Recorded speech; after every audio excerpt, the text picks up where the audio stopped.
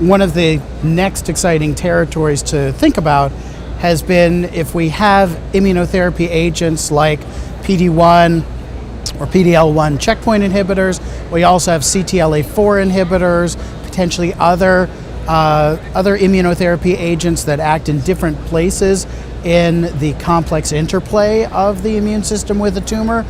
Maybe we can combine them and get better results than we've seen before. That could be in the form of how can we convert patients who have relatively immunoresistant, insensitive cancers and make them sensitive, or it could be how can we turbocharge the immune responsiveness in patients who are already responding, because we could certainly love to see more shrinkage and longer lasting responses.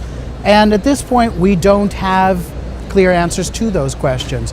There are phase 1 and 2 studies, largely that have looked at the combination of a PD-1 or PD-L1 checkpoint inhibitor with a CTLA-4 inhibitor, and they have shown encouraging, provocative hints of greater activity, but it's been a steep learning curve in terms of the tolerability, particularly with the CTLA-4 component, and how to potentially de-escalate from standard dosing to lower dosing and make it a tolerable combination, particularly in the lung cancer setting. Unlike melanoma, where patients are often younger and more fit, lung cancer has a median age in the range of 70 or 71, and a lot of the patients in the rank and file community settings have a marginal performance status. So I think we need to be very wary about generalizing the results of